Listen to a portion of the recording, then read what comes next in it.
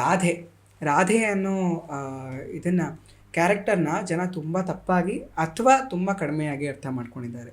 ಕೃಷ್ಣನ ಲವ್ವರ್ ಅಂತ ಇವತ್ತಿನ ಕಾಂಟೆಕ್ಸ್ಟಲ್ಲಿ ಅರ್ಥ ಮಾಡ್ಕೊಳ್ಳೋದು ಖಂಡಿತ ತಪ್ಪು.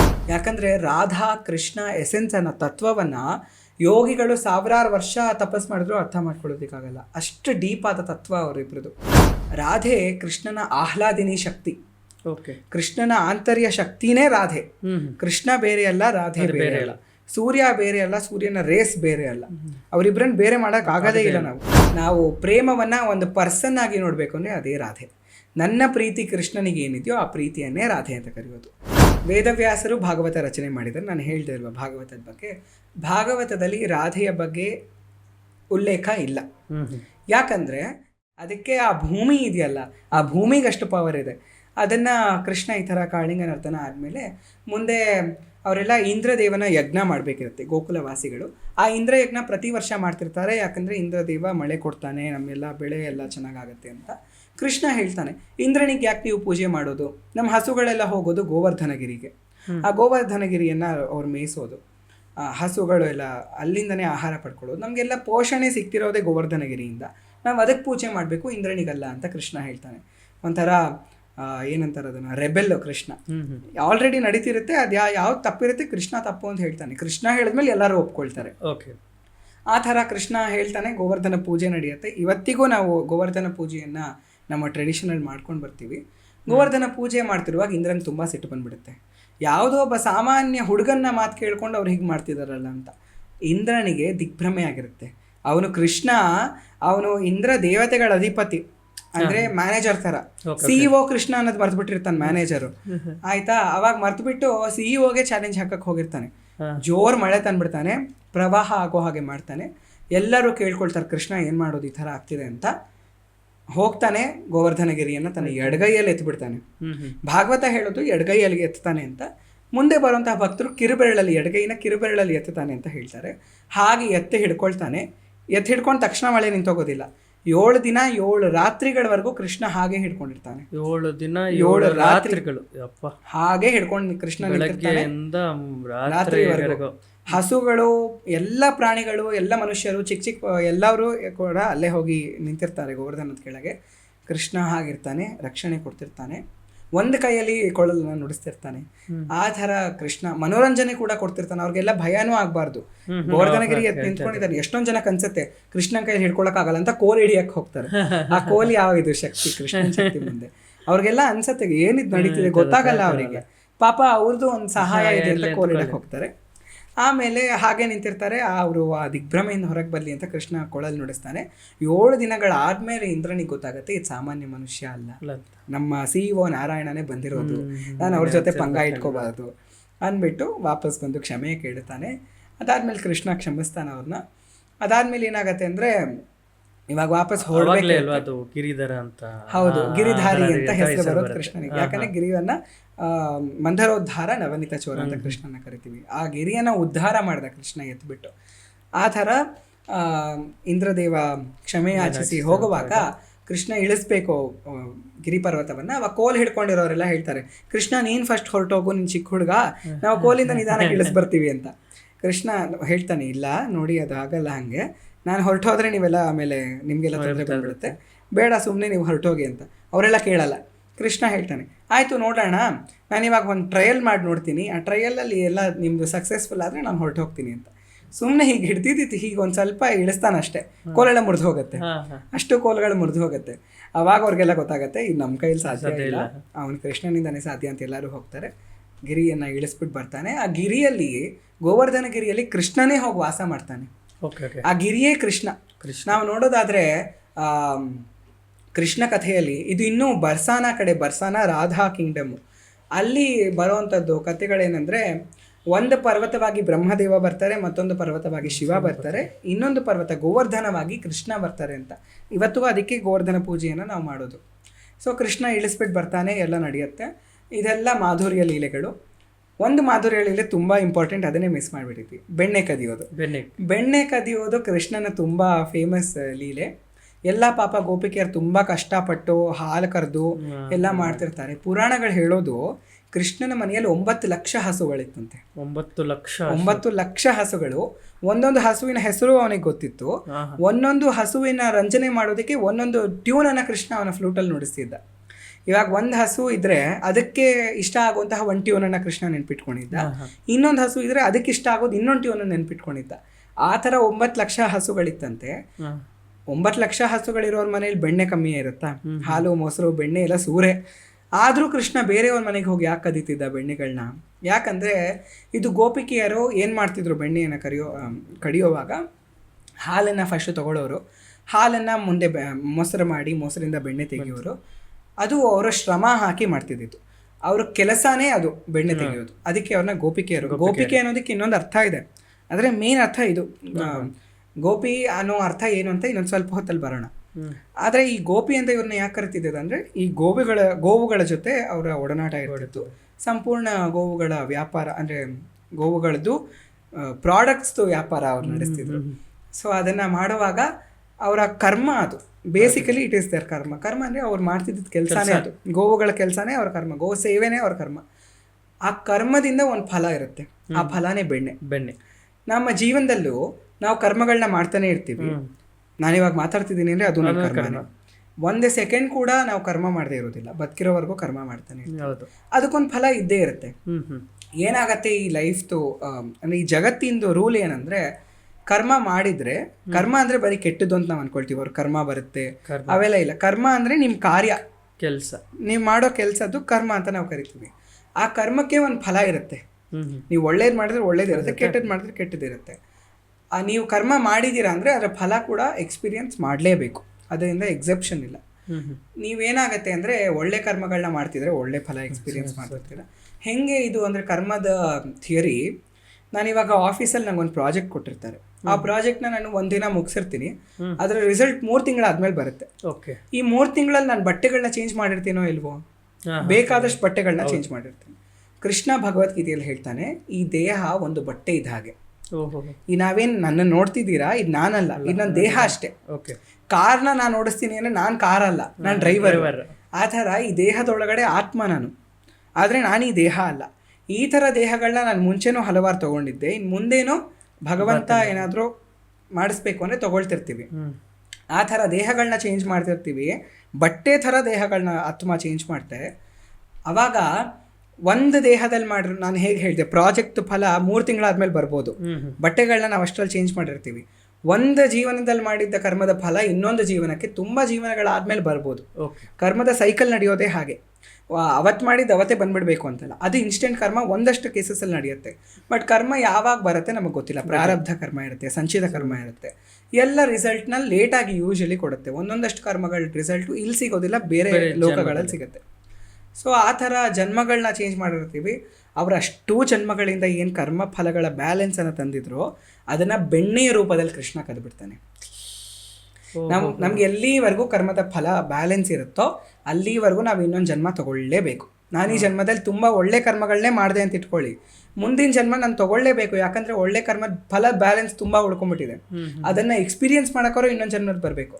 ಇನ್ನೊಂದು ಜನ್ಮ ಬಂದರೆ ಸುಮ್ಮನೆ ಇರ್ತೀನಾ, ಅಲ್ಲೂ ಕರ್ಮಗಳು ಮಾಡ್ತೀವಿ, ಅದಕ್ಕೂ ಫಲ ಇರುತ್ತೆ. Every action has an equal and opposite reaction. ಆ ರಿಯಾಕ್ಷನ್ಸ್ನ ನಾವು ಎಕ್ಸ್ಪೀರಿಯನ್ಸ್ ಮಾಡ್ತಾನೇ ಇರ್ತೀವಿ. ಪುನರಪಿ ಜನನಂ ಪುನರಪಿ ಮರಣಂ ಪುನರಪಿ ಜನನಿ ಜಠರೇ ಶಯನಂ.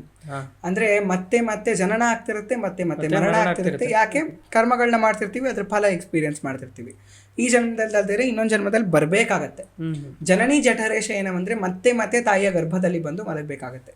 ತಾಯಿಯ ಗರ್ಭವಾಸ ಇದೆಯಲ್ಲ, ತಾಯಿಗೂ ತುಂಬ ನೋವುಕಾರ, ನಮಗೂ ತುಂಬ ನೋವುಕಾರಕ. ಅಷ್ಟು ಸಣ್ಣ ಇದ್ರಲ್ಲಿ ಸ್ಪೇಸಲ್ಲಿ ಇರಬೇಕು, ಕೈಕಾಲುಗಳನ್ನ ಮಡಿಸ್ಕೊಂಡು ಜೀವಾತ್ಮನಿಗೆ ತುಂಬ ನೋವಾಗುತ್ತೆ. ಆ ನೋವು ಮತ್ತೆ ಮತ್ತೆ ನಂಗೆ ಸಿಗುತ್ತೆ. ಇಹ ಸಂಸಾರೆ ಬಹುದುಸ್ತಾರೆ ಕೃಪಯಾ ಪಾರೆ ಪಾಹಿ ಮುರಾರೆ ಅಂತ ಶಂಕರಾಚಾರ್ಯರು ಭಜಗೋವಿಂದಮಲ್ಲಿ ಬರೀತಾರೆ.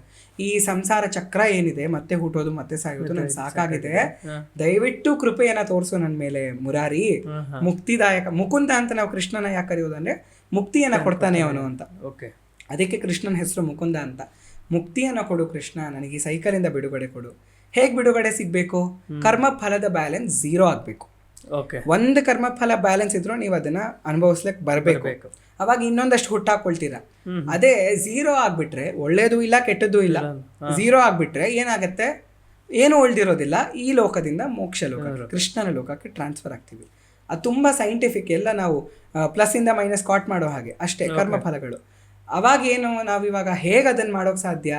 ಗೋಪಿಕೆಯರು ಅವರ ಕರ್ಮವನ್ನೆಲ್ಲ ಬೆಣ್ಣೆಯ ರೂಪದಲ್ಲಿ ಇಟ್ಟಿದ್ರು, ಕರ್ಮಫಲಗಳನ್ನು. ಕೃಷ್ಣ ಹೋಗಿ ಬೆಣ್ಣೆ ಕದ್ದ ಅಂದ್ರೆ ಏನರ್ಥ? ಅವರ ಕರ್ಮಫಲಗಳನ್ನು ಕದ್ದು ಅದನ್ನು ಝೀರೋ ಮಾಡಿ ಅವರಿಗೆಲ್ಲ ಮೋಕ್ಷ ಕೊಡಿಸ್ತಾ, ಸದ್ಗತಿ ಕೊಡಿಸ್ತಾ, ಅವರನ್ನೆಲ್ಲ ತನ್ನ ಹತ್ರ ಕರ್ಕೊಂಡ. ಅಷ್ಟು ಪ್ರೀತಿ ಕೃಷ್ಣನಿಗೆ. ಅದನ್ನು ಕೃಷ್ಣ ಇಲ್ಲಿ ತೋರಿಸ್ತಾನೆ. ಬೆಣ್ಣೆ ಕದಿಯೋದು ಅಂದರೆ ಇಷ್ಟು ಗಾಢ ಅರ್ಥ. ಸಿಂಪಲ್ ಅರ್ಥದಲ್ಲಿ ನೋಡೋದಾದ್ರೆ ಬೆಣ್ಣೆ ಕದ್ಕೊಂಡು ಹೋದ, ಅವ್ರ ಮನಸ್ಸನ್ನು ಕದ್ಕೊಂಡು ಹೋದ ಅಂತ ಸಿಂಪಲ್ ಅರ್ಥ. ಕರ್ಮ ಫಲದ ಬ್ಯಾಲೆನ್ಸನ್ನು ಕದ್ಕೊಂಡು ಹೋದ ಅನ್ನೋದು ತುಂಬ ಫಿಲಾಸಫಿಕಲ್ ಅರ್ಥ. ಮುಂದೆ ಕೃಷ್ಣ ದ್ವಾರಕೆಗೆ ಬಂದಾಗ ದೇವಕಿ ಮಾತೆ ಅವಾಗ ಕೇಳ್ತಾರೆ, ಅವ್ರಿಗೆ ಅವಾಗ ವಯಸ್ಸಾಗಿರುತ್ತೆ, ಕೃಷ್ಣ ನೀನು ಇವಾಗಾದ್ರೂ ದೊಡ್ಡವನಾಗಿದ್ಯಾ, ಇವಾಗಾದ್ರೂ ಒಪ್ಕೊ ನೀನು ಬೆಣ್ಣೆ ಕದ್ದೆ ಅಂತ. ಅವಾಗಂತೂ ಹೇಳ್ತಿದ್ದ, ನಾನು ಬೆಣ್ಣೆ ಕದ್ದಿಲ್ಲ ಅಮ್ಮ, ನಾನು ದೇವರಾಣೆ ಬೆಣ್ಣೆ ಕದ್ದಿಲ್ಲಮ್ಮ, ನಾನು ಬೆಣ್ಣೆ ಕದ್ದಿಲ್ಲಮ್ಮ, ನಿಜವಾಗ್ಲೂ ದೇವರಾಣೆ, ಅವನೇ ದೇವರು, ನಾನು ದೇವರಾಣೆ ಬೆಣ್ಣೆ ಕದ್ದಿಲ್ಲ ಅಂತ ಕೃಷ್ಣ ಹೇಳ್ತಿದ್ದ.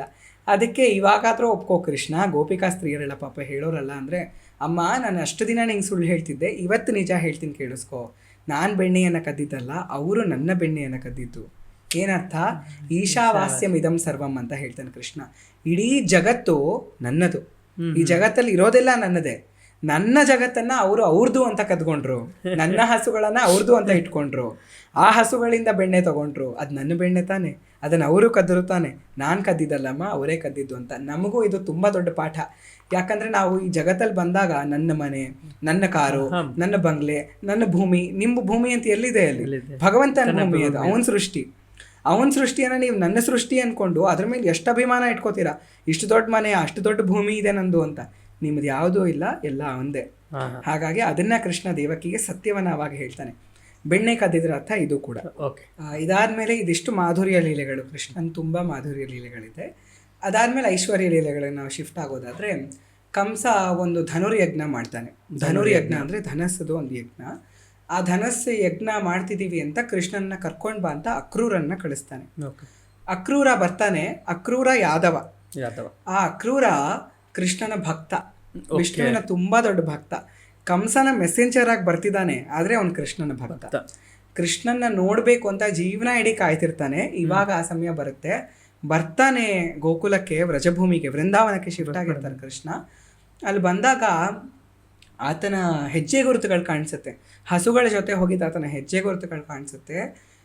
ರಥದಿಂದ ಜಿಗಿದು ಮೊದಲು ಆ ಹೆಜ್ಜೆ ಗುರುತುಗಳಿಗೆ ನಮಸ್ಕಾರ ಮಾಡಿ ಆ ಮಣ್ಣನ್ನ ಅವನ ಮೇಲೆ ಎರಚ್ಕೊಳ್ತಾನೆ. ಕೃಷ್ಣ ತುಳಿದ ಮಣ್ಣು ಅಷ್ಟು ಶ್ರೇಷ್ಠ ಅಂತ. ಇವತ್ತಿಗೂ ವೃಂದಾವನಕ್ಕೆ ಹೋದ್ರೆ ರಮಣ್ ರೀತಿ ಅಂತ ಒಂದು ಜಾಗ ಇದೆ ಅಲ್ಲಿ. ಅಲ್ಲಿ ಹೋಗಿ ಮರಳಲ್ಲಿ ಒದ್ದಾಡ್ತಾರೆ ಜನ. ಅಲ್ಲಿ ಕೃಷ್ಣ ಬಂದಿದ್ದ ಜಾಗ ಅದು ಅಂತ. ಈ 9 ಲಕ್ಷ ಹಸುಗಳು ಅಂತ ನಾನು ಏನು ಹೇಳ್ದೆ, ಅವುಗಳನ್ನ ಒಂದ್ಸತಿ ಕರ್ಕೊಂಡು ಹೋಗ್ಬೇಕಿರುತ್ತೆ ಮೇಯ್ಸಕ್ಕೆ. ಅವಾಗ ಯಶೋಧ ಮಾತೆ ಹೇಳ್ತಾರೆ, ಕೃಷ್ಣ ಚಪ್ಪಲಿ ಹಾಕೊಂಡು ಹೋಗು, ಮುಳ್ಳು ಚುಚ್ಚತ್ತೆ ಅಂತ. ಕೃಷ್ಣ ಹೇಳ್ತಾನೆ, ನಾನೇನೋ ಚಪ್ಪಲಿ ಹಾಕೋತೀನಿ, 9 ಲಕ್ಷ ಹಸುಗಳಿದೆಯಲ್ಲ, ಅದಕ್ಕೆಲ್ಲ ನೀನು ಚಪ್ಪಲಿ ಹಾಕಕ್ಕಾಗತ್ತಾ ಅಂತ. ಅಂದ್ರೆ ಅಷ್ಟು ಇಷ್ಟ ಕೃಷ್ಣನಿಗೆ ಹಸುಗಳು ಕಂಡ್ರೆ. ಅದಕ್ಕೆ ಕೃಷ್ಣ ಹೇಳ್ತಾನೆ, ನೀನು ಅದಕ್ಕೆ ಹಸುಗಳಿಗೆ ಚಪ್ಪಲಿ ಹಾಕಿಲ್ಲ ಅಂದರೆ ನಾನು ಹಾಕೊಳ್ಳಲ್ಲ ಅಂತ. ಅದಕ್ಕೆ ಹಾಗೆ ಹೋಗ್ತಾನೆ, ಚಪ್ಪಲಿ ಇಲ್ಲದೆ ಹೋಗ್ತಾನೆ. ಕೃಷ್ಣ ಚಪ್ಪಲಿ ಹಾಕೊಂಡಿಲ್ವಲ್ಲ, ಅವನಿಗೆ ಕಾಲಿಗೆ ಏಟಾಗ್ಬಿಡತ್ತೆ ಅಂದ್ಬಿಟ್ಟು ಅಷ್ಟೂ ಹಸುಗಳು ಬಂದು ಮಣ್ಣನ್ನು ಸಮದಟ್ಟಾಗಿ ಮಾಡಿ, ಏನಿದ್ರು ಅಲ್ಲಿ ಮುಳ್ಳು ಕಲ್ಲು ಎಲ್ಲ ತೆಗೆದುಹಾಕಿ ಒಳ್ಳೆ ಸಾಫ್ಟ್ ಆದ ಮಣ್ಣನ್ನು ಮಾಡಿಬಿಡ್ತವೆ. ಅಲ್ಲಿ ಕೃಷ್ಣ ಬರ್ತಾನೆ. ಅದನ್ನ ರಮಣ್ ರೇತಿ ಅಂತ ಕರೀತಾರೆ. ಅಲ್ಲಿ ಕೃಷ್ಣ ತುಳಿದ ಮಣ್ಣು ಅದು, ವ್ರಜಭೂಮಿ ಇವತ್ತಿಗೂ. ಆ ಭೂಮಿ ನಾವು ಈ ನಮ್ಮ ಊರುಗಳೇನಿರುತ್ತೆ ಅದಕ್ಕಿಂತ ತುಂಬ ಡಿಫ್ರೆಂಟ್ ಆಗಿರುತ್ತೆ. ಯಾಕಂದ್ರೆ ಕೃಷ್ಣ ಬೆಳೆದಿದ್ದ ಜಾಗ ಅದು. ಅಂದ್ರೆ ಕೃಷ್ಣನ ಪ್ರೆಸೆನ್ಸ್ ಅನ್ನ ಇವತ್ತು ನೀವು ಅಲ್ಲಿ ಫೀಲ್ ಮಾಡ್ಬೋದು. ವೃಂದಾವನ ಅಂದ್ರೆ ಕೃಷ್ಣ ಇವತ್ತು ವಾಸ ಮಾಡೋ ಜಾಗ. ಗೋಲೋಕವನ್ನ ಕೂಡ ವೃಂದಾವನ ಅಂತ ಕರಿತೀವಿ. ಕೃಷ್ಣ ಯಾವಾಗ್ಲೂ ಎಟರ್ನಲಿ ಇರೋ ಜಾಗ. ಇಲ್ಲಿ ಕೂಡ ಆ ವೃಂದಾವನದ ಒಂದು ಪ್ರತಿಬಿಂಬ ಇದು. ಇಲ್ಲಿ ಕೂಡ ಕೃಷ್ಣ ಇದ್ದೇ ಇರ್ತಾನೆ, ರಾಧೆ ಇದ್ದೇ ಇರ್ತಾರೆ. ರಾಧೆಯ ಪರ್ಮಿಷನ್ ಇಲ್ಲದೆ ನೀವು ವೃಂದಾವನಕ್ಕೆ ಕಾಲಿಡೋದಕ್ಕೂ ಸಾಧ್ಯ ಇಲ್ಲ. ವೃಂದಾವನದ ಬಗ್ಗೆ ಯೋಚನೆ ಮಾಡೋದಕ್ಕೂ, ವೃಂದಾವನದ ಬಗ್ಗೆ ಮಾತಾಡೋದಕ್ಕೂ ರಾಧೆಯ ಪರ್ಮಿಷನ್ ಬೇಕು. ಯಾಕಂದ್ರೆ ನಾವು ಇದನ್ನ ಸ್ಕಿಪ್ ಮಾಡಿಬಿಟ್ರೆ ಕೃಷ್ಣನ ಕತೆ ಕಂಪ್ಲೀಟೇ ಆಗಲ್ಲ. ರಾಧೆ ಅನ್ನೋ ಇದನ್ನ ಕ್ಯಾರೆಕ್ಟರ್ನ ಜನ ತುಂಬ ತಪ್ಪಾಗಿ ಅಥವಾ ತುಂಬ ಕಡಿಮೆಯಾಗಿ ಅರ್ಥ ಮಾಡ್ಕೊಂಡಿದ್ದಾರೆ. ಕೃಷ್ಣನ ಲವ್ವರ್ ಅಂತ ಇವತ್ತಿನ ಕಾಂಟೆಕ್ಸ್ಟಲ್ಲಿ ಅರ್ಥ ಮಾಡ್ಕೊಳ್ಳೋದು ಖಂಡಿತ ತಪ್ಪು. ಎಲ್ಲ ಕಡೆ ಅದೇ ರೀತಿ ಬಿಂಬವಾಗ್ತಿದೆ. ಹೌದು, ಸುಮ್ಮನೆ ಏನೋ ಅವರ ಮನೋರಂಜನೆಗೋಸ್ಕರ ಲವ್ವರ್ಸ್ ಅಂತ ತೋರಿಸೋದಿಕ್ಕೆ ರಾಧಾಕೃಷ್ಣ ತೋರಿಸ್ತಾರೆ. ಖಂಡಿತವಾಗ್ಲೂ ತುಂಬ ದೊಡ್ಡ ಅಪರಾಧ, ಅದು ತುಂಬ ದೊಡ್ಡ ಪಾಪ. ಯಾಕಂದರೆ ರಾಧಾ ಕೃಷ್ಣ ಎಸೆನ್ಸ್ ಅನ್ನೋ ತತ್ವವನ್ನು ಯೋಗಿಗಳು 1000 ವರ್ಷ ತಪಸ್ ಮಾಡಿದ್ರು ಅರ್ಥ ಮಾಡ್ಕೊಳ್ಳೋದಕ್ಕಾಗಲ್ಲ. ಅಷ್ಟು ಡೀಪ್ ಆದ ತತ್ವ ಅವರಿಬ್ರದ್ದು. ರಾಧೆ ಯಾರು ಅಂತ ನಾವು ನೋಡಿದ್ರೆ, ಕೃಷ್ಣ ಯಾಕೆ ರಾಧೆನ ಮದುವೆ ಆಗಲಿಲ್ಲ ಅದೆಲ್ಲ ಪ್ರಶ್ನೆಗಳಿದೆ. ರಾಧೆ ಕೃಷ್ಣನ ಆಹ್ಲಾದಿನಿ ಶಕ್ತಿ, ಓಕೆ, ಕೃಷ್ಣನ ಆಂತರ್ಯ ಶಕ್ತಿನೇ ರಾಧೆ. ಕೃಷ್ಣ ಬೇರೆ ಅಲ್ಲ, ರಾಧೆ ಬೇರೆ ಅಲ್ಲ. ಸೂರ್ಯ ಬೇರೆ ಅಲ್ಲ, ಸೂರ್ಯನ ರೇಸ್ ಬೇರೆ ಅಲ್ಲ. ಅವರಿಬ್ಬರನ್ನ ಬೇರೆ ಮಾಡೋಕೆ ಆಗೋದೇ ಇಲ್ಲ. ನಾವು ರಾಧಾ ಕೃಷ್ಣನ ಬೇರೆ ಮಾಡೋದಕ್ಕೆ ಸಾಧ್ಯನೇ ಇಲ್ಲ. ಇನ್ನು ಯಾಕೆ ಮದುವೆ ಆಗಲಿಲ್ಲ ಅಂತ ಬಂದರೆ, ಖಂಡಿತ ಮದುವೆ ಆಗಿದ್ದಾರೆ, ಆದರೆ ಇದರ ಬಗ್ಗೆ ಜನಗಳು ಜಾಸ್ತಿ ತಿಳ್ಕೊಳ್ಳಲ್ಲ. ಯಾಕಂದರೆ ಎಲ್ರಿಗೂ ಇದನ್ನು ತಿಳ್ಕೊಳ್ಳೋ ಅರ್ಹತೆ ಇರಲ್ಲ. ಒಂದು ಜಾಗ ಇದೆ ಬೃಂದಾವನದಲ್ಲಿ, ಆ ಜಾಗವನ್ನು ನಾನು ಡಿಸ್ಕ್ಲೋಸ್ ಮಾಡೋದಿಲ್ಲ. ಆದರೆ ಒಂದಷ್ಟು ಜನ ಆ ಜಾಗದ ಹೆಸರನ್ನು ಹೇಳಿಬಿಟ್ಟಿದ್ದಾರೆ. ಅದನ್ನು ನಾವಂತೂ ಗೌಪ್ಯವಾಗಿಡಬೇಕು. ಯಾಕಂದರೆ ಆ ಜಾಗದಲ್ಲಿ ಬ್ರಹ್ಮದೇವರು ಬಂದು ರಾಧಾಕೃಷ್ಣರ ವಿವಾಹ ಮಾಡಿಸ್ತಾರೆ. ಬೇರೆ ಯಾರೂ ಇರಲ್ಲ ಆ ಜಾಗದಲ್ಲಿ, ಯಾರೂ ಬಂದಿರಲ್ಲ ಆ ವಿವಾಹಕ್ಕೆ. ಬ್ರಹ್ಮ, ರಾಧಾ, ಕೃಷ್ಣ ಇರ್ತಾರೆ. ಅಷ್ಟಸಖಿಯರು ಕೂಡ ದೂರದಲ್ಲಿರ್ತಾರೆ, ಅಲ್ಲಿಂದ ಒಂದು ಸ್ವಲ್ಪ ದೂರದಲ್ಲಿರ್ತಾರೆ ಹೊರತು ಅವ್ರ ಹತ್ರ ಬರೋದಿಲ್ಲ. ಆ ಜಾಗದಲ್ಲಿ ಅದು ವೃಂದಾವನದ ಒಂದು ವನವೇ. ಅಲ್ಲಿ ರಾಧಾಕೃಷ್ಣ ಮದುವೆ ಆಗ್ತಾರೆ. ಎಟರ್ನಲಿ ಅವ್ರ ಮದುವೆ ಆಗಿರೋರೆ, ಅವ್ರನ್ನ ನಾವು ಬೇರೆ ಮಾಡೋದಕ್ಕೆ ಸಾಧ್ಯ ಇಲ್ಲ. ಈ ಭೂಮಿಯಲ್ಲಿ ಲೀಲೆಗಾಗಿ ಅವರಿಬ್ಬರು ಬೇರೆ ಇರ್ತಾರೆ. ಯಾಕಂದರೆ ಪ್ರೇಮದಲ್ಲಿ ವಿರಹ ಇರುತ್ತೆ. ವಿರಹ ಅಂದರೆ ಸಪರೇಷನ್ನು. ರಾಧೆ ಕೃಷ್ಣನ ಪ್ರೇಮದ ತತ್ವ. ನನಗೆ ಇವಾಗ ಕೃಷ್ಣನ ಮೇಲೆ ಪ್ರೇಮ ಇದೆ ಅಂದರೆ, ಲವ್ ಇದೆ ಅಂದರೆ, ಆ ಪ್ರೇಮವೇ ರಾಧೆ. ರಾಧೆ ಬೇರೆ ಏನೂ ಅಲ್ಲ. ನಾವು ಪ್ರೇಮವನ್ನು ಒಂದು ಪರ್ಸನ್ ಆಗಿ ನೋಡಬೇಕು ಅಂದರೆ ಅದೇ ರಾಧೆ. ನನ್ನ ಪ್ರೀತಿ ಕೃಷ್ಣನಿಗೆ ಏನಿದೆಯೋ ಆ ಪ್ರೀತಿಯನ್ನೇ ರಾಧೆ ಅಂತ ಕರೆಯೋದು. ಆ ಪ್ರೀತಿಯನ್ನು ನಾವಿವಾಗ, ನಾನು ಕೃಷ್ಣನ ಜೊತೆ ಇಲ್ಲ, ನಾನು ಕೃಷ್ಣನಿಂದ ದೂರ ಇದ್ದೀನಿ, ನಾನು ದೂರ ಇರುವಾಗ ಹೇಗಿರ್ತೀನಿ ಅದನ್ನು ರಾಧೆ ನಮಗೆ ಕಲಿಸ್ಕೊಡ್ತಾರೆ. ಕೃಷ್ಣ ರಾಧಾ ಇಲ್ಲಿ ಒಂದಾಗದೇ ಇರೋದು ಯಾಕೆ ಅಂದರೆ, ಎಲ್ಲ ಜೀವಿಗಳು ಕೂಡ ಕೃಷ್ಣನ ವಿರಹದಲ್ಲಿರುವಾಗ ರಾಧೆಯಿಂದ ಮಾರ್ಗದರ್ಶನ ತಗೊಳ್ಳಿ. ಕೃಷ್ಣನ ಪ್ರೀತಿ ಕೂಡ ನಮಗೆ ಸಿಗೋದು ರಾಧೆಯ ಆಶೀರ್ವಾದನೇ. ಓಕೆ, ಇವಾಗ ಎಷ್ಟೋ ಜನ ಹೇಳ್ತಾರೆ, ಅಥವಾ ಇದು ಊಹಾಪವನ ಏನೋ ಗೊತ್ತಿಲ್ಲ, ಅಥವಾ ಕೇಳಬೇಕೋ ಇಲ್ಲಿ ಕೇಳಬಾರ್ದೋ ಗೊತ್ತಿಲ್ಲ, ಬಟ್ ನನ್ನ ಮನಸ್ಸಿನ ಮಾತದು, ರಾಧಾ ಅನ್ನೋ ಚಾಪ್ಟ್ರೇ ಇಲ್ಲ ಅಂತ ಹೇಳ್ತಾರೆ. ಹೌದು, ಇದ್ರ ಬಗ್ಗೆ ನಿಮ್ಮ ಅಭಿಪ್ರಾಯ? ಶೋರ್. ವೇದವ್ಯಾಸರು ಭಾಗವತ ರಚನೆ ಮಾಡಿದ್ದಾರೆ. ನಾನು ಹೇಳ್ದೆ ಅಲ್ವಾ ಭಾಗವತದ ಬಗ್ಗೆ. ಭಾಗವತದಲ್ಲಿ ರಾಧೆಯ ಬಗ್ಗೆ ಉಲ್ಲೇಖ ಇಲ್ಲ. ಯಾಕಂದರೆ ನೀವು ಭಾಗವತವನ್ನು ನೋಡಿ, ಯಾರು ಹೇಳ್ತಿರೋದು ಭಾಗವತವನ್ನು? ಶುಕಯೋಗೀಂದ್ರ ಪರೀಕ್ಷಿತ ಮಹಾರಾಜನಿಗೆ ಹೇಳ್ತಿರೋದು. ಶುಕಯೋಗೀಂದ್ರ ಯಾರು ಅನ್ನೋದಕ್ಕೆ ಒಂದು ಕಾರಣ ಇದೆ, ಒಂದು ಬ್ಯಾಕ್ ಸ್ಟೋರಿ ಇದೆ. ಒಂದು ಸಂಪ್ರದಾಯದ ಪ್ರಕಾರ, ನಮ್ಮ ಸಂಪ್ರದಾಯದ ಪ್ರಕಾರ ಶುಕಯೋಗೀಂದ್ರರು ರುದ್ರದೇವರು, ಶಿವನೇ ಇಲ್ಲಿ ಶುಕಯೋಗೀಂದ್ರರಾಗಿ ಬರೋದು. ಆದರೆ ಇನ್ನೊಂದು ಮೇಯ್ನ್ ಪುರಾಣದಲ್ಲಿ ನಮಗೆ ಸಿಗೋದು ಯಾರು ಶುಕಯೋಗೀಂದ್ರರು ಅಂದರೆ, ಗೋಲೋಕ ಅಂತ ನಾನು ಹೇಳಿದೆ. ಗೋಲೋಕದಲ್ಲಿ ರಾಧಾಕೃಷ್ಣ ಯಾವಾಗಲೂ ಒಂದಾಗಿರ್ತಾರೆ. ರಾಧೆಯ ಮೇಲೆ ಒಂದು ಗಿಣಿ ಕೂತಿರುತ್ತೆ. ಆ ಗಿಣಿ ರಾಧೆಗೆ ಏನೋ ಹೇಳ್ತಾನೆ ಇರುತ್ತೆ. ಕಂಟಿನ್ಯೂಸ್ ಆಗಿ ಕಾನ್ಸ್ಟೆಂಟಾಗಿ ಏನೋ ಹೇಳ್ತಾನೆ ಇರುತ್ತೆ ರಾಧೆಗೆ. ಒಂದಿನ ಏನಾಗುತ್ತೆ, ಕೃಷ್ಣನ ಹತ್ರ ಹೋಗಿ ಕೂತ್ಕೊಳ್ಳುತ್ತೆ ಆ ಗಿಣಿ. ಕೃಷ್ಣನಿಗೆ ರಾಧೆ ಹತ್ರ ಹೇಳಿದೆಲ್ಲ ಹೇಳುತ್ತೆ. ಕೃಷ್ಣ ಹೇಳೋದನ್ನು ರಾಧೆಗೆ ಕನ್ವೆ ಮಾಡುತ್ತೆ. ರಾಧೆಗೆ ತುಂಬ ಖುಷಿಯಾಗುತ್ತೆ.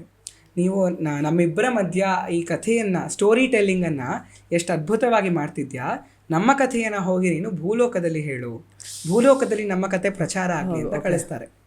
ಅವರೇ ಶುಕಯೋಗೀಂದ್ರ. ಶುಕ ಅಂದ್ರೇ ಗಿಣಿ ಅಂತ ಅರ್ಥ. ಓಕೆ, ಶುಕ ವನ ಅಂತ ನಾವು ಕರಿತೀವಲ್ವ, ಗಿಣಿಗಳ ವನ ಅಂತ. ಶುಕ ಮುನಿಗಳಾಗಿ ಇವಾಗ ಅವ್ರು ಬರ್ತಾರೆ, ಶುಕಯೋಗೀಂದ್ರನಾಗಿ. ಅವ್ರು ಬಂದಾಗ ಭಾಗವತವನ ಅವ್ರು ಹೇಳುವಾಗ ನಾನು ಏನು ಹೇಳಿದೆ, ಪರೀಕ್ಷಿತ ಮಹಾರಾಜನಿಗೆ ಒಂದು ಶಾಪ ಇರುತ್ತೆ. 7 ದಿನದಲ್ಲಿ ಆತ ಸತ್ತೋಗ್ಬೇಕಿರುತ್ತೆ. ಆತನಿಗೆ ತಕ್ಷಕ ಹಾವು ಕಡ್ದು ಬಿಡ್ತಾನೆ. 7 ದಿನದಲ್ಲಿ ಆತ ಹೋಗೋ ಹಾಗಿದ್ರೆ 7 ದಿನದಲ್ಲಿ 12 ಸ್ಕಂದಗಳನ್ನು ಮುಗಿಸ್ಬೇಕು. ಯಾರು? ಶುಕಯೋಗೀಂದ್ರರು. ಅದಕ್ಕೆ ಏನಾಗುತ್ತೆ, ಅವರು ಕೃಷ್ಣನ ಇದು ಬಂದಾಗ, ಪಾರ್ಟ್ ಬಂದಾಗ, ಒಂದು ಪಾರ್ಟಲ್ಲಿ ರಾಧಿಕಾ ಅಂತ ಒಂದು ಶ್ಲೋಕದಲ್ಲಿ ಅಡಗಿಸಿಡ್ತಾರೆ. ರಾಧೆ ಅಂತ ಅರ್ಥ ಅಲ್ಲ ಅದು, ಆದರೆ ರಾಧಿಕಾ ಅಂತ ಕೇಳಿಸತ್ತೆ ಆ ಶ್ಲೋಕದಲ್ಲಿ. ಅವ್ರು ಯಾಕೆ ರಾಧೆಯ ಹೆಸರನ್ನು, ರಾಧೆಯ ಬಗ್ಗೆ ಎಕ್ಸ್ಕ್ಲೂಸಿವ್ ಆಗಿ ಅದರಲ್ಲಿ ಹೇಳಲ್ಲ ಅಂದರೆ, ಶುಕಯೋಗೀಂದ್ರರು ರಾಧೆಯ ಶಿಷ್ಯರು. ಇವಾಗ ನಾನು ಹೇಳಿದೆ ಅಲ್ವಾ, ರಾಧೆಯ ಹೆಗಲ ಮೇಲೆ ಕೂತ್ಕೊಳ್ಳುವಂತಹ ಗಿಣಿ. ರಾಧೆ ಗುರು, ಇವರು ಶಿಷ್ಯ. ಹಲವಾರು ಸಂಪ್ರದಾಯಗಳಲ್ಲಿ ಗುರುಗಳ ಹೆಸರನ್ನು ಶಿಷ್ಯ ಹೇಳಲ್ಲ, ಓಪನ್ ಆಗಿ ಹೇಳಲ್ಲ. ಗುರುಗಳ ಹೆಸರನ್ನ ಹೇಳಬಾರ್ದು, ಅದು ಅವ್ರಿಗೆ ಅವಮಾನ ಅಂತ ಹೇಳಲ್ಲ. ಒಂದು ಅರ್ಥ. ಇನ್ನೊಂದು ಏನಂದರೆ, ರಾಧಾ ಅನ್ನೋ ಹೆಸರಿನ ಸಿದ್ಧಿ ಎಷ್ಟು ಜಾಸ್ತಿ ಇತ್ತು ಶುಕಯೋಗೇಂದ್ರರಿಗೆ ಅಂದರೆ, ಅವರು ಒಂದು ಬಾರಿ ರಾಧಾ ಅಂತ ಉಚ್ಚಾರ ಮಾಡಿಬಿಟ್ಟಿದ್ದರೆ 6 ತಿಂಗಳವರೆಗೂ ಸಮಾಧಿಯಲ್ಲಿದ್ಬಿಡೋರು. ಸಮಾಧಿ ಅಂದರೆ ಸತ್ ಮೇಲೆ ಮಾಡೋದು ಅಲ್ಲ, ಯೋಗ ಸ್ಥಿತಿಯಲ್ಲಿ ಟಾಪ್ ಮೋಸ್ಟ್ ಸ್ಥಿತಿ ಸಮಾಧಿ. ಈ ಲೋಕದ ಜೊತೆ ಕನೆಕ್ಷನೇ ಇರಲ್ಲ. ಪರಲೋಕದಲ್ಲಿ ಭಗವಂತನ ಜೊತೆ ಕನೆಕ್ಟ್ ಆಗಿಬಿಟ್ಟಿರ್ತಾರೆ. ಅವರ ಆತ್ಮ, ಅವರ ದೇಹ ಮಾತ್ರ ಇಲ್ಲಿರುತ್ತೆ, ಆತ್ಮ ಆ ಲೋಕದಲ್ಲಿರುತ್ತೆ, ಕಾಸ್ಮಿಕ್ ಲೆವೆಲಲ್ಲಿರುತ್ತೆ. ಅದನ್ನು ಸಮಾಧಿ ಸ್ಥಿತಿ ಅಂತ ಕರಿತೀವಿ. ರಾಧಾ ಅನ್ನೋ ಹೆಸರನ್ನು ಒಂದು ಬಾರಿ ಉಚ್ಚಾರ ಮಾಡಿದ್ದಿದ್ರೆ ಅವರು ಸಮಾಧಿ ಸ್ಥಿತಿಗೆ 6 ತಿಂಗಳು ಹೊಟ್ಟೋಗೋರು. 6 ತಿಂಗಳ ಸಮಾಧಿ ಸ್ಥಿತಿಗೆ ಹೊರಟೋದ್ರೆ 7 ದಿನದಲ್ಲಿ ಸಾಯೋ ಪರೀಕ್ಷಿತ ಮಹಾರಾಜನಿಗೆ ಮುಕ್ತಿ ಕೊಡಿಸೋದು ಹೇಗೆ? ಅದಕ್ಕೆ ಅವ್ರು ರಾಧೆಯ ಹೆಸರನ್ನ ಡಿಸ್ಕ್ಲೋಸ್ ಮಾಡೋದಿಲ್ಲ. ಮುಂದೆ ಜಯದೇವ ಬರ್ತಾರೆ, ಅವ್ರು ಹೇಳ್ತಾರೆ ಇದು ಕಂಡೀಷನ್ನು, ರಾಧೆಯ ಹೆಸರನ್ನ ಅದಕ್ಕೆ ಭಾಗವತದಲ್ಲಿ ಹೇಳೋಲ್ಲ, ಆದರೆ ಇನ್ಮೇಲೆ ನಾವು ಹೇಳ್ತೀವಿ, ನಮಗೆ ಗೊತ್ತು ಅವ್ರು ಯಾರು, ರಾಧೇನೇ ಅವರು ಅಂತ. ಇವಾಗ ನೀವು ಕೇಳಿರೋ ಕ್ವೆಶ್ಚನ್ ತುಂಬ ಚೆನ್ನಾಗಿದೆ. ರಾಸಲೀಲೆ ನಮ್ಮೆಲ್ರಿಗೂ ಗೊತ್ತು, one of the most misinterpreted leela of Krishna. ಯಾವ ಲೀಲೆಯನ್ನು ಜನ ತುಂಬ ತಪ್ಪಾಗಿ ಅರ್ಥ ಮಾಡ್ಕೊಂಡಿದ್ದಾರೋ ಅದು ರಾಸಲೀಲೆ. ಓಕೆ, ರಾಸಲೀಲೆಯಷ್ಟು ಶುದ್ಧವಾದ ಲೀಲೆ ಬೇರೆ ಯಾವುದೂ ಇಲ್ಲ. ಆದರೆ ಇವಾಗ ಹೇಗೆ ಅವರ ರಾಸಲೀಲೆ CD ರಿಲೀಸ್ ಆಯಿತು, ಆಲ್ ಆಫ್ ದಟ್ ಬುಲ್ಶಿಟ್, ಜನಗಳು ಮಾಡಿರೋದು ಅದನ್ನು ಬುಲ್ಶಿಟ್ಟಿಗೆ ತಂದುಬಿಟ್ಟಿದ್ದಾರೆ. ಅದು ರಿಯಲ್ ಮೀನಿಂಗಿಗೆ ತುಂಬ ದೊಡ್ಡ ಅಪಮಾನ. ರಿಯಲ್ ಮೀನಿಂಗ್ಗೆ ಎಷ್ಟು ಅಪಚಾರ ಹರಡಿಸ್ತಿದ್ದಾರೆ ಅವ್ರಿಗೆ ಗೊತ್ತಾಗ್ತಾನೇ ಇಲ್ಲ. ಸುಮ್ಮನೆ ಯಾರೋ ಒಬ್ಬ ಹುಡುಗ ಒಂದಷ್ಟು ಜನ ಹುಡುಗಿರ ಮಧ್ಯ ಕೂತಿದ್ದಾನೆ ಅಂದರೆ ಕೃಷ್ಣ ಇವನು ರಾಸಲೀಲೆ ಆಡ್ತಿದ್ದಾನೆ, ಆ ಯೋಗ್ಯತೆ, ಆ ಪದವನ್ನು ಬಳಸೋ ಯೋಗ್ಯತೆ ಕೂಡ ಅವರಿಗಿಲ್ಲ. ರಾಸಲೀಲೆ ಅಂದರೆ ಭಕ್ತ ಭಗವಂತನ ಜೊತೆ ಯೂನಿಯನ್ ಆಗುವಂತಹ ಒಂದು ಡಿವೈನ್ ಲೀಲಾ ಅದು. ಆ ಲೀಲೆಯಲ್ಲಿ ಇವರು ಫಿಸಿಕಲ್ ಇದಕ್ಕೆ ತಂದ್ಬಿಟ್ಟಿದ್ದಾರೆ. ಫಿಸಿಕಲ್ ಸ್ತರದಲ್ಲಿ ಆಗೋದೇ ಇಲ್ಲ, ಅದು ಫಿಸಿಕಲ್ ಸೆನ್ಸಸ್ಸಲ್ಲಿ ನಡೆಯೋದೇ ಇಲ್ಲ. ರಾಸಲೀಲೆ ಕಾಸ್ಮಿಕ್ ಸೆನ್ಸಲ್ಲಿ ನಡೆಯೋದು, ಮೆಂಟಲ್ ಸೆನ್ಸಲ್ಲಿ ನಡೆಯೋದು. ಭಗವಂತನ ಜೊತೆ ಭಕ್ತ ಎಷ್ಟು ಚೆನ್ನಾಗಿ ಕನೆಕ್ಟ್ ಆಗ್ಬೋದು ಅದನ್ನು ತೋರಿಸೋದು. ಒಂದು ಬಾರಿ ಏನಾಗುತ್ತೆ, ಕೃಷ್ಣ ವೃಂದಾವನದ ಒಂದು ವನಕ್ಕೆ ಹೋಗ್ತಾನೆ. ಆ ಒಂದು ವನದಲ್ಲಿ ನಿಂತ್ಕೊಂಡು ಕೊಳಲನ್ನು ನುಡಿಸ್ತಾನೆ. ಕೊಳಲನ್ನು ನುಡಿಸುವಾಗ ಇಲ್ಲಿ ಎಲ್ಲರ ಮಧ್ಯ ಇರೋ ಗೋಪಿಕೆಯರು, ಗೋಪಿ ಅಂದರೆ ಯಾರು ಅಂತ ನಾನು ಇವಾಗ ನಿಮಗೆ ಹೇಳ್ತೀನಿ. ಗೋ ಅಂದರೆ ಹಸು ಅಂತ ಒಂದು ಅರ್ಥ. ಇನ್ನೊಂದು ಅರ್ಥ ಗೋ ಅಂದರೆ ಇಂದ್ರಿಯಗಳು ಅಂತ. ನಮ್ಮ ಪಂಚೇಂದ್ರಿಯಗಳು, ಕಣ್ಣು, ಕಿವಿ, ಮೂಗು, ನಾಲಿಗೆ, ಸ್ಪರ್ಶ, ಇದಿಷ್ಟು ಪಂಚೇಂದ್ರಿಯಗಳು. ಈ ಪಂಚೇಂದ್ರಿಯಗಳನ್ನು ಗೋ ಅಂತ ಕರಿತೀವಿ. ಈ ಪಂಚೇಂದ್ರಿಯಗಳನ್ನ ಗೆದ್ದಿರೋರನ್ನ ಗೋಸ್ವಾಮಿ ಅಂತ ನಾವು ಕರಿತೀವಿ. ಗೋಸ್ವಾಮಿ ಅಂತ, ಗೋಸ್ವಾಮಿ ತುಳಸಿದಾಸರು ಅಂತ ಹೇಳ್ತೀವಿ. ಯಾಕಂದರೆ ಅವರು ಪಂಚೇಂದ್ರಿಯಗಳ ಮೇಲೆ ಜಿತವನ್ನು ಪಡೆದಿದ್ರು. ಅವರು ಇಂದ್ರಿಯಗಳಿಗೆ ವಶ ಆಗಿರಲಿಲ್ಲ. ಅಂದರೆ ಏನು ನೋಡಬೇಕು ಅನ್ಸತ್ತೋ ಅದನ್ನು ನೋಡ್ತಿರ್ಲಿಲ್ಲ, ಏನು ನೋಡಬೇಕೋ ಅದನ್ನು ನೋಡ್ತಿದ್ರು. ಏನು ನೋಡ್ಬೇಕು ಅನ್ಸತ್ತೆ ಅಂತ ಅವ್ರ ಮನಸ್ಸು ಹೇಳತ್ತೋ ಅದನ್ನು ನೋಡ್ತಿರ್ಲಿಲ್ಲ, ಏನು ಕೇಳ್ಬೇಕು ಅನ್ಸತ್ತೋ ಅದನ್ನು ಕೇಳ್ತಿರ್ಲಿಲ್ಲ. ಯಾವುದನ್ನು ಮಾಡಬೇಕು, ಶಾಸ್ತ್ರಗಳು ಯಾವುದನ್ನು ಹೇಳಿದೆ ಅದನ್ನು ಮಾಡೋರು, ಇಂದ್ರಿಯಗಳನ್ನ ಅದಕ್ಕೆ ಯೂಸ್ ಮಾಡ್ಕೊಳ್ಳೋರು.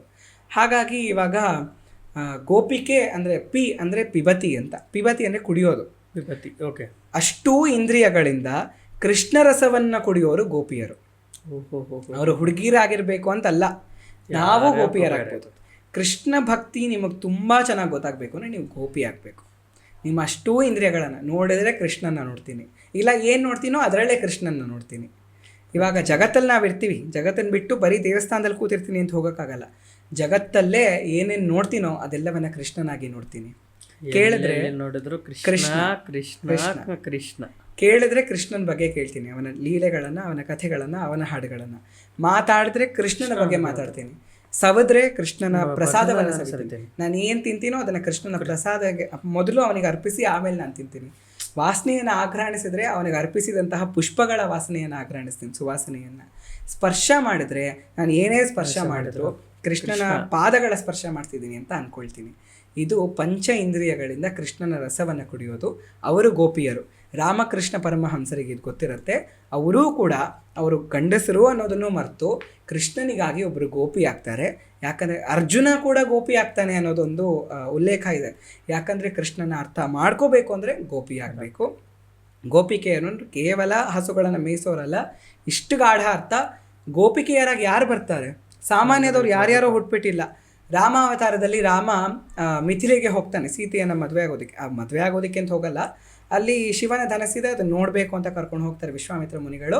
ಆವಾಗ ಮಿಥಿಲೆಯ ಪ್ರತಿಯೊಬ್ಬರು ಜನ, ಗಂಡಸರಾಗಲಿ ಹೆಂಗಸರಾಗಲಿ, ರಾಮನ ನೋಡ್ಬಿಟ್ಟು ಮೋಹಕರಾಗ್ಬಿಡ್ತಾರೆ. ರಾಮನ ಬಿಟ್ಟರೆ ಬೇರೆ ಏನೂ ಕಾಣಿಸಲ್ಲ ಅವರಿಗೆ. ರಾಮನ ಜೊತೆ ಇರಬೇಕು, ರಾಮನ ಪತ್ನಿ ಆಗಬೇಕು, ರಾಮನ ಜೊತೆ ನೃತ್ಯ ಮಾಡಬೇಕು ಅಂತ ಅವ್ರಿಗೆ ಅನಿಸ್ಬಿಡುತ್ತೆ. ಮಿಥಿಲಾಪುರ ಜನ ಮೋಹಕ ರಾಮ, ವಿದೇಹ ಮಾನಸ ರಂಜಕ ರಾಮ ಅಂತ ನಾಮರಾಮಾಯಣ ಹೇಳುತ್ತೆ. ಸೊ ಇಷ್ಟನ್ನು ಹೇಳಿದ ಮೇಲೆ ಅಂದರೆ ಇದು ಏನರ್ಥ ಅಂದರೆ ಎಲ್ಲರ ಮನಸ್ಸನ್ನು ರಾಮ ಕ್ಯಾಪ್ಟಿವೇಟ್ ಮಾಡಿಬಿಟ್ಟಿದ್ದಾನೆ. ಆದರೆ ರಾಮ ಸೀತೆಯನ್ನು ಬಿಟ್ಟರೆ ಬೇರೆ ಯಾರನ್ನು ಮದುವೆ ಆಗೋದಿಲ್ಲ, ಬೇರೆ ಯಾರನ್ನು ಹತ್ತಿರ ಕೂಡ ಸೇರಿಸೋದಿಲ್ಲ. ಆ ಅವತಾರನೇ ಆಗಿರುತ್ತೆ, ಅದರ ಕಾರ್ಯ ಆಗಿರುತ್ತೆ. ಅವಾಗ ಏನಾಗುತ್ತೆ ಅಂದರೆ ರಾಮ ಸೀತೆಯನ್ನು ಮದುವೆ ಆಗತ್ತೆ. ಜೊತೆಗೆ ವನವಾಸಕ್ಕೆ ಹೋದಾಗ ಅಲ್ಲಿ ಋಷಿಮುನಿಗಳಿರ್ತಾರೆ.